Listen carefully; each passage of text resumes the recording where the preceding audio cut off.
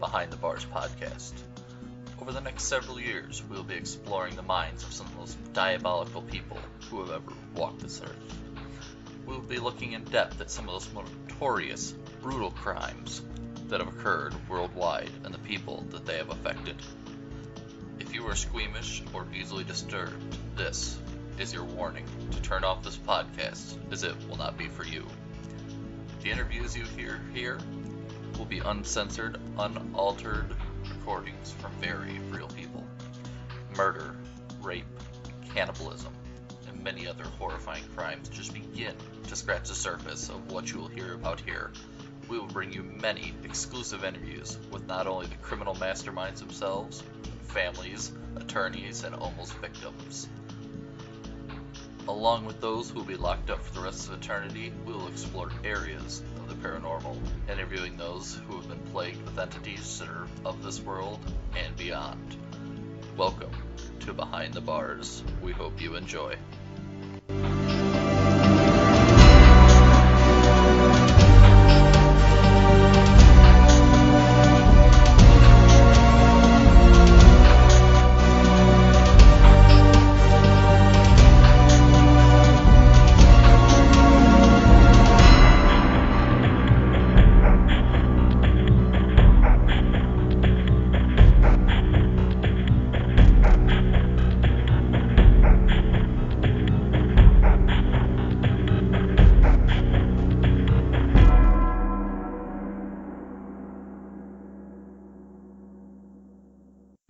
This week on Behind the Bars podcast, we bring you part 2 with Dr. Helen Morrison, forensic psychiatrist, serial murderer expert, and child psychiatrist.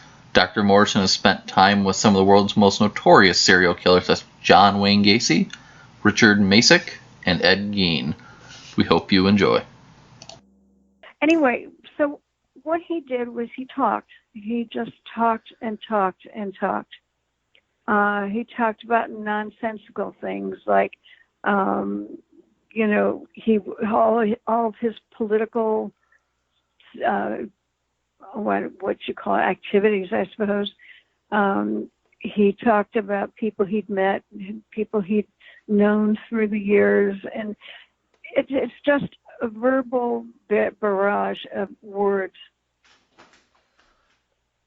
Now, I know you said you went in, I don't want to say not saying he's a serial killer, but how much work did you do before you saw him? I mean, did you look through case files or anything, or was it just None. You wanted to go in and see what you felt I go in completely, I don't know anything about them.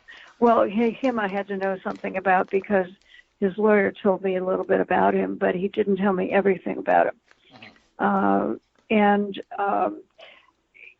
If you go in with a sense of exploration, then you have no agenda. You just want to find out all you can about this person. That's the exact approach I do when I interview these people. I can't say whether they're guilty, innocent, nothing. I want them to tell their story, and if it lines up, awesome. If not, well, there's another story here.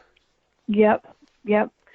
But since the serial killer is just waiting for people to listen to them, it's like you have to sort of sit there and be a vessel. Yes. Is there any point you feel you kind of have to cut them off and it's done? Oh, you're yeah. Not listening anymore? Is it obviously Gacy? I know you spent hundreds of hours with him. Was there any point where you just wanted to cut it off and I'm done? I'm done. Yeah, I know. I know it's kind of your job, so you can't just be, oh, nope, I'm done, sorry.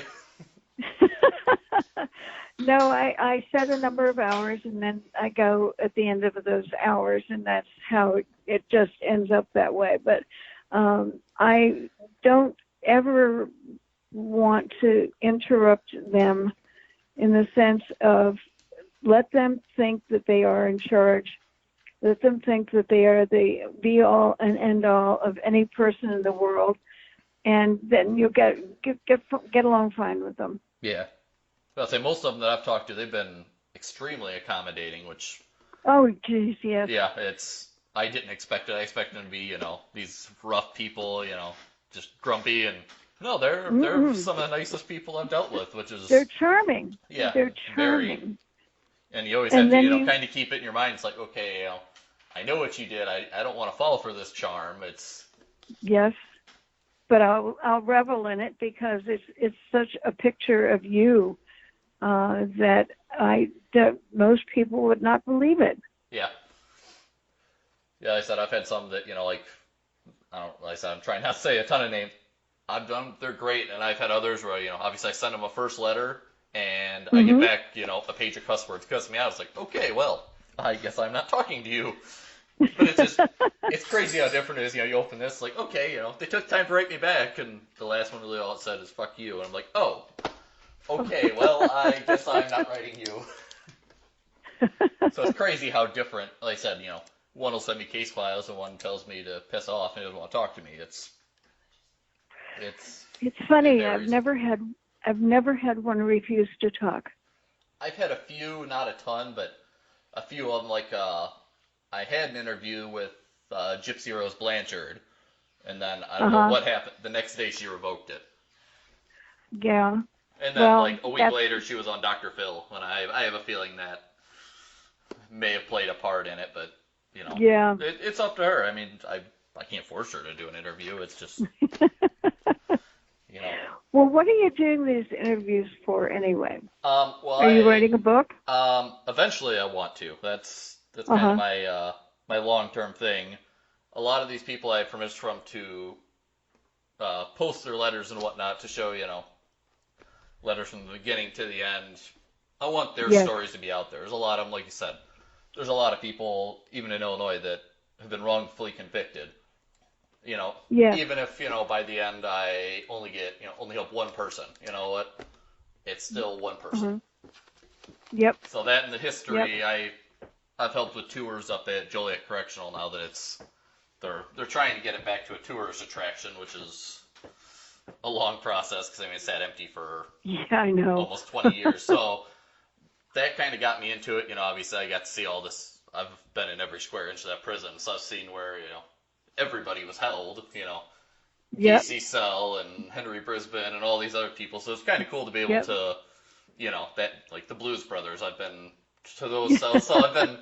It was kind of a really cool Yep. historical thing, and I got talking to. There was a guard out there that was actually he worked there years ago, and then we got talking and did an interview. So it just kind of snowballed from there. I've always been shooting photography of, prisons, jails, old hospitals.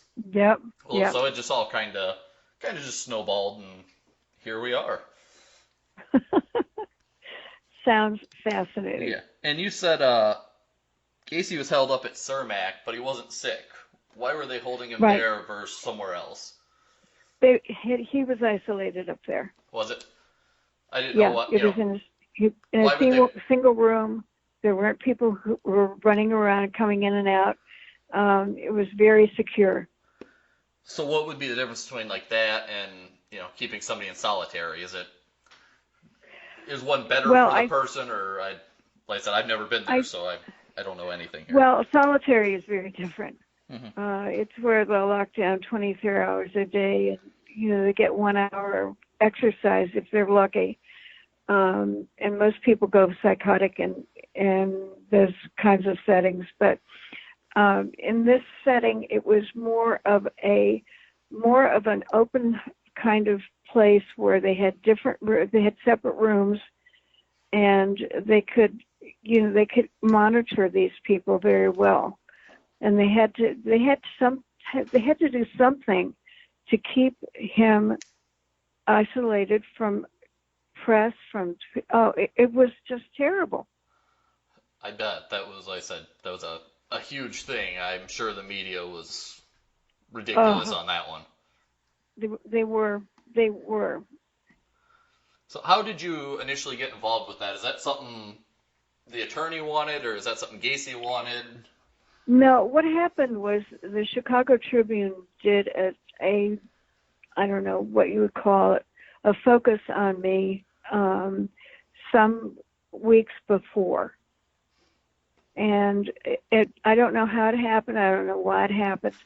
And Sam Amarante saw this and called. Did you ever, hesitate going to see him, or were you, got the call, like, okay, let's do this? I wasn't hesitant and I wasn't overjoyed. It was just a case. Yeah, that's the best way to keep it. Yep. Obviously, I know you've been to, all these prisons, hospitals. Is there anyone that you didn't like going to? I know, obviously, you're in forensic psychiatry, so that's your Texas. kind of your home. Death row in Texas. Now, why is that? Well, Texas is a very special state, and the people down there, especially the correctional people, are a bit sadistic, more sadistic than most people are. And I remember getting there. I went to, I had to go through security and all that other stuff. And I was shown to a room where I could examine this person. I could talk with him and meet with him. And it was a very isolated wing, so there weren't a lot of people there. But what the guard did when he let the person I was examining in, and I was in the room by myself, he locked the door on it. Well, I didn't expect that. No. And fortunately, knowing that these guys have never really attempted anything, I was really in control of myself because I was flabbergasted. Yeah, that they locked me in. That's insane. If they had a couple guards in there and locked the door, okay, but no, not leaving somebody alone, with somebody who could be, a mass murderer, serial killer. That's you ridiculous. Don't do that. No. I work with psychiatric patients and drug addicted patients and this and that, and I don't even care if it's a visitor. I would never lock them in a room alone. That's dumb. Because they need, you got to realize, these people can flip over nothing. It could be, they were your mad hair on out of place. Your hair's out of place, and now they're going to attack you. It's insane. Yeah. Where do you do your psychiatric stuff? I don't want to give the name of the hospital. We don't have a psychiatric ward, but we process them and send them to all these places. Geez. But we can hold them they can be there an hour, they can be there a week, they can be there a month. And when you're locked in, this empty room for days, it gets old for them. And I feel for him, but most of these psychiatric places we can send to are full, and that's just it's a huge problem right now, and it's not getting any better because there's not really the monetary return, so people don't want to build these huge places and get no money from it. It's been over 30 years that they decided that what they would do would close the main hospitals, like Tinley and so forth and so on. But in Madison, they closed Mendota Hospital, which was a long-term. Some of the people have been there for 30 or 40 years. Oh, wow. And they decided that these people needed to have their freedom. What they didn't think of was what was it going to mean in the long run.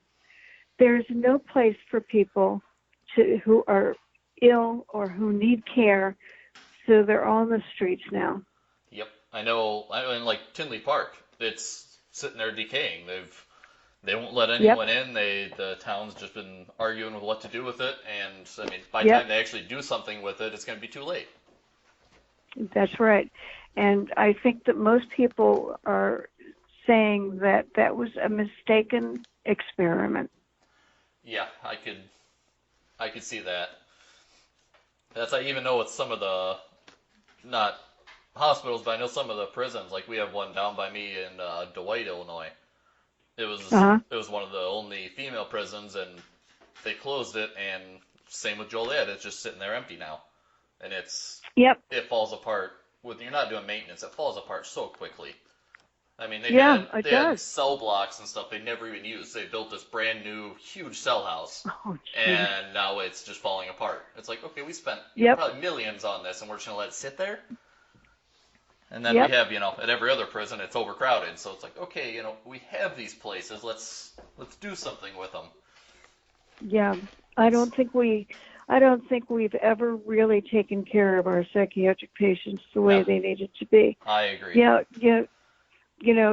Sure, Mendota was long term, but Mendota was like a city. It had cows, it had gardens, it had a florist place. It had everything. A lot It was a self-contained city. I went down to Bartonville. They used to have the Peoria State Hospital back in like the mid 1900s. I think it closed in like 73. Yeah. But I mean, that was another one. I mean, they had a zoo at one point in there. I mean, it's crazy. And now you see some of these psychiatric places, and I mean, I wouldn't want to send my cat or dog there, let alone a person. It's a shame. It really is. I see people like clockwork. I've seen people every week. It's the same person. We go through the same process. It's just, they'll be up there a day or two and they cut them loose, and it's not fixing anything. Yep. Back to a little bit about Gacy here. Did you ever think any of his appeals were ever going to work, or was that kind of just they had such a case against him there was no chance? Any of the what? I know he did a bunch of appeals. I mean. Oh, yeah. Well, geez. They're still appealing on one case. It's been appealing for something like 15 years. Wait, with his case? No, not with his. I thought you meant his. I'm like, okay, he's been dead for a long time. Yeah, he had like 6 years of appeals or 7 years of appeals. Wow. That is, I didn't know that long. Oh, Go ahead. No, the appeal process is part of the legal system's, I don't know, overkill, to use a bad word, because they find a nitpicky little thing, and they will do an appeal about it, and they'll do all sorts of investigations, and nothing changes. Yep. And then, in each thing they'll do, we're going to continue it a month. We're going to continue another month. And it just, like you said, it takes forever and nothing changes. Yep, that's right. If somebody has damning evidence, they'll change something. Absolutely. But, if it's something that's not a viable, if it's not a viable thing, we're wasting resources. Well, look at the kid who was convicted because somebody who was blind witnessed him. I don't even know what to say to that one.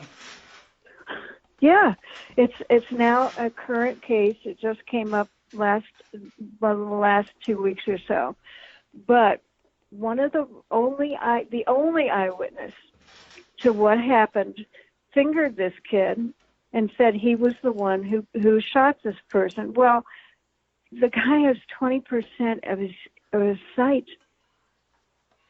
That's all.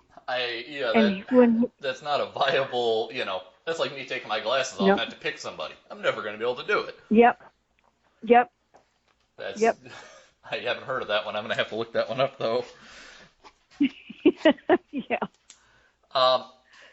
Did you expect the death penalty for Gacy? I mean, obviously, they kind of had, I said, they had a slam dunk case against him. I mean, 33 or 34 people. There's no way you can lie your way out of that one. There was no doubt. Did you have the option to be at the execution? Yes. Did you? Can I ask no, why? I was. Go ahead. Why? I was at the hotel. I knew I was going to do the autopsy. I didn't need to see him go through that process, and I figured, why not? I've done my job. Now I can go do the autopsy, and then that'll be it. I feel, it's a good closing. I mean, at that point, it's done. There's literally nothing more you can do at that point. I mean, it's... No. So that's... not at all. I feel, that's a fantastic way to handle it. Did you talk with him the day of his execution? I lost you there for a Sorry minute. about What that. happened? Did you talk to him the day of his execution? No, I didn't. No? Nope. Now, the day, did you talk to him, I mean, relatively close to it, or? Yeah, but it's the same old stuff. He's always bullshitting his way through something or other, or he's trying to sell something of his paintings, or he's trying to manipulate his income so that people didn't get it, but somebody else did. I mean, he was really not worth it. Yeah. Now, I know in looking you up, you ended up with Gacy's brain. Now, how did this happen? Because that's an absolute bizarre thing. Well, as I said, I was at the autopsy, and I helped to remove it, put it in the container for the pathologist to take to Chicago. I'd already had permission to take the brain, and I picked it up from him as just what I wanted to do. I wanted to make sure that my theory was correct, that there wasn't anything that was gross. There was no tumor. There was no massive hemorrhage. There was nothing that could have led him to do this, because I still feel that we have to do the living brain in order to find out why these people do this. I agree. That's something that I would support that 100%, because, a live brain and a dead brain, it's going to be very, very different test results. I mean, yes. Once it dies, it's died. You can't, you can't see the changes. Yep. Yeah. I know you probably can't answer this one. There is kind of a discrepancy on what happened to his body. Some people say he's cremated. Some people says he's buried. I don't know what happened to it. No. Yeah, I know a bunch of people, no matter what you look up, it keeps going back and forth. And it's like, okay, well, it's somewhere. His sister is the only person who knows. That's what I figured. And she's in what? She's in Arkansas now, or I know she's in some other state somewhere. Changed her name and everything else. Yeah, I tracked her down. Oh, you did? Yeah, it's amazing what you can find on the internet. It just takes a lot of time to go through everything. I haven't reached out to her yet, but I got the information at least. Oh, wow. Yeah, I don't know if I really want to. I don't really want to put her through anything anymore, so I feel bad contacting her. So it's one of those weird, iffy things. Yeah, well, I talked to her. I did interview her. At the time that we were starting to make a case for or against him, and she was a very normal person. Was she? What can I say? Now, it's kind of weird that, you can have these two siblings and one turns out to be a serial killer and one turns out normal. I mean, that's... Yep, that's right. I almost wonder if there's some genetic thing behind it that changes this. Yeah. I mean, because otherwise, same mother, same father, it's incredible that they can come out that different. Yes. Absolutely. Every child that's different that's born into a family, whether it's the same mother or father, because there are other influences that occur, whether they're environmental influences or prenatal influences or whatever. Yeah, that's definitely, I guess, kind of common sense, now that I think of it. Yeah. I know Gacy kept meticulous logs of, daily life. I don't know where they are. No? Did you ever get to read anything of those? Did I read them? Yeah. Yeah, some of them he had in his possession, but I never saw them after he died. No. I know that's another thing everyone's been, well, what happened to him? It's like, well, they're somewhere. I think his lawyers probably got them. Probably. I figured that or the court or somebody has them. No, it have to be. They may have introduced them into some evidence, not very many of them, but I think that it had to be someone outside of him that took them. Yeah. They're holding them for ransom. Yeah.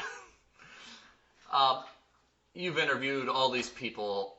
Is there anyone that's made you nervous, uncomfortable? I know that one, obviously, being locked in a room with them is. I wouldn't really say they made you nervous, Oh. but it was more of the, the lack of common sense on that one. No, I think it was who really scared me. I don't think anybody did. No. And no, I don't think so. The one person who made an impression on me was the guy who kept this person a prisoner and experimented on him. Mm-hmm. That was the only person I really was. I don't know. He's the only person who made a serious impression on me. And what was your impression of him? I mean, was that just? I mean, was he pure evil? What was your impression of him? Well, that he was a scientist. Was he? Yeah. It wasn't in real life, but he decided he would do these experiments to see how people would react. He was curious. It was like a child who's pulling the legs off a daddy long legs spider to see what will happen to him. That's a very, very good analogy. Uh-huh. Now, when it comes to these killers, obviously, they can't connect with or can't separate from their mother. Are these people capable of any compassion and empathy, or is that completely out the window? I know like Gacy and a bunch of interviews and whatnot, they say he took his father's death really hard. He was, super emotional. Oh, I mean, was it all kind of a farce and, he just wanted to put on the show, or was he capable of anything? First of all, when you talk about separating from the mother, we're not talking about a physical separation. Mm-hmm. We're talking about psychological separations. Yes. Okay? And that's a very different feeling, that the separation of the brain structure or the psychological structure is really what's common in all of them. All right. So they become a separate sort of person from the mother. They separate from mother very well, but they don't psychologically, they don't get that separation that enables them to be a complete human being.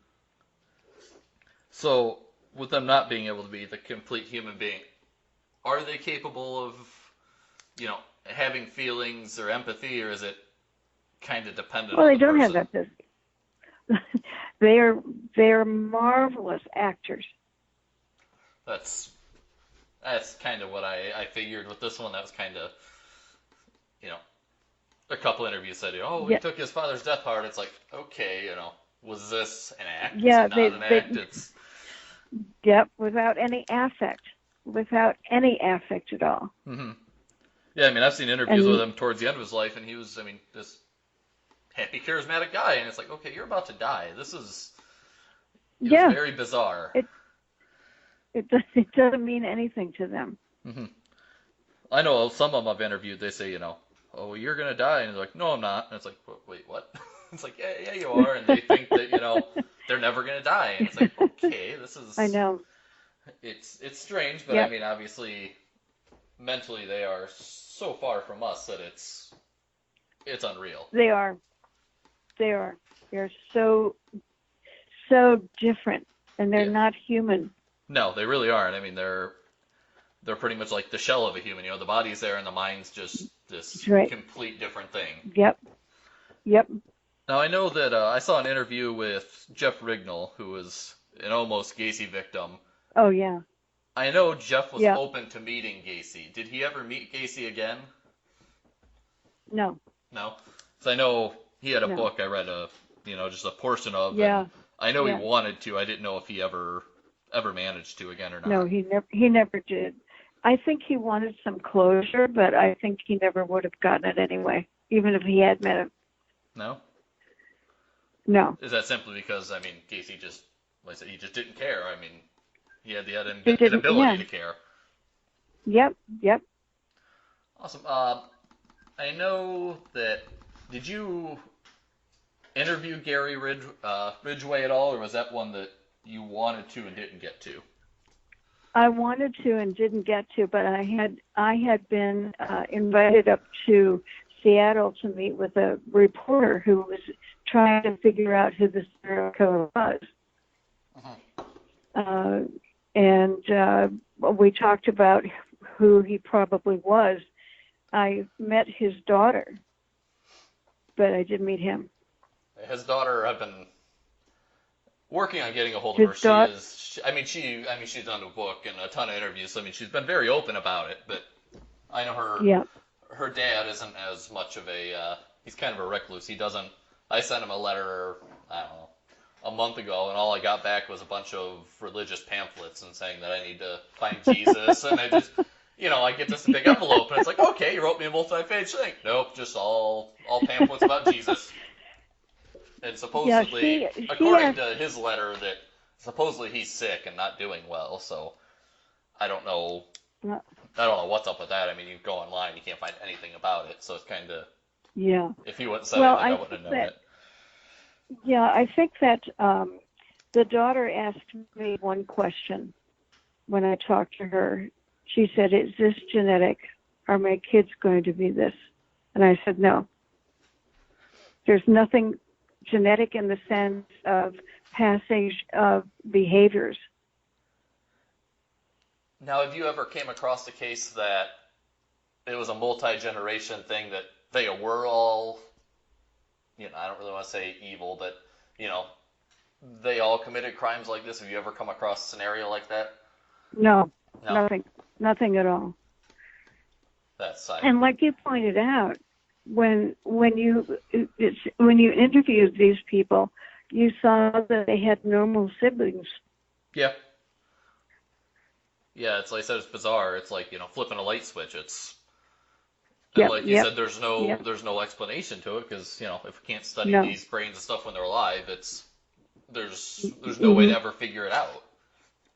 Yep. Which is a.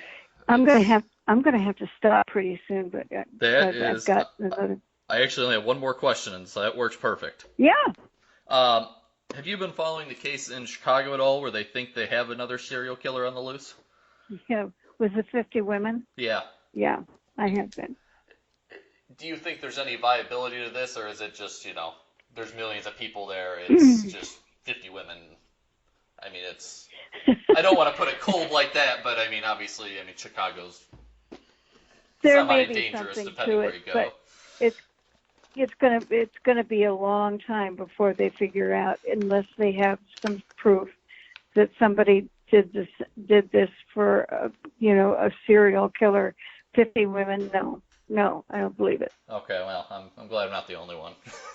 I've been looking into it, and it's just like, 50 people, 50 women, okay, but it's so scattered. It's like throwing a dart at a map.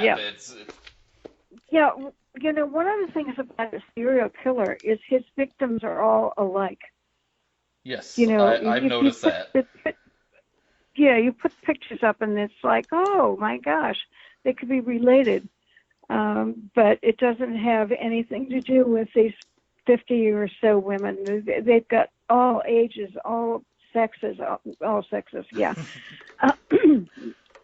They've got all ages, all kind of economic backgrounds, all kinds of legal backgrounds, educational backgrounds. So I would hesitate to say that there is a serial killer. There may be some, but not all of them. I can definitely agree with that. Well, I know you have to go, so I really, really appreciate you coming on. This has been absolutely fantastic. I hope it's been helpful. Absolutely. I mean, I'm sure I'll have more questions eventually. I mean, you're a fountain of knowledge. It's been fantastic. Don't hesitate to get in touch with me again. Absolutely. Okay? I will. All right. And you Thank you very have a much. good one, Helen. As always, I want to give credit where credit is due. I would not be doing this not for the help of a few friends and colleagues. All the information will also be included down in the show notes of today's episode. A huge thank you to Kay. Kay has allowed me to pester her over and over again with different questions and concerns when it came to producing this podcast. Kay is an extremely talented artist with experience in the music, film, and podcast industries all over the world. Kay also visits, explores, and documents abandoned places just like I do over on Abandoned Whereabouts.